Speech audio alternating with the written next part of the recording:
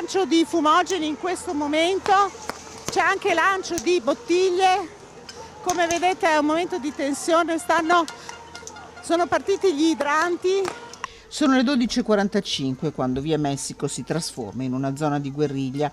Da un lato gli oltre 3.000 manifestanti del corteo Pro-Pal che da 2 ore paralizzavano Corso Stati Uniti e la zona industriale di Padova e puntavano verso il terminal modale dell'Interporto. Dall'altro la polizia che al tentativo di sfondamento dei manifestanti ha risposto con l'uso degli idranti e il lancio di lacrimogeni, preceduti dal lancio di lacrimogeni, bottiglie di vetro e palloncini con vernice rossa da parte dei manifestanti. Il corteo stia ripiegando. Dopo un ripiegamento accennato, il corteo torna sui suoi passi. Volevamo semplicemente andare al terminal dell'Interporto a attaccare 2 striscioni per denunciare appunto queste aziende che ancora commerciano con Israele e sono complici del genocidio.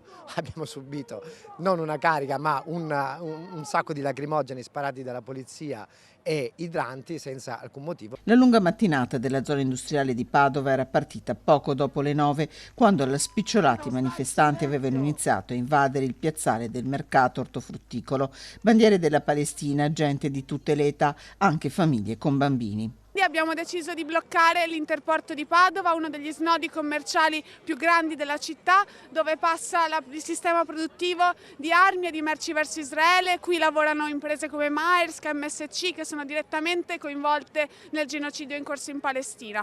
Percorrendo le 2 carreggiate di Corso Stati Uniti, il corteo ha prima bloccato la rotatoria che interseca Via della Ricerca Scientifica per poi dirigersi verso Via Messico.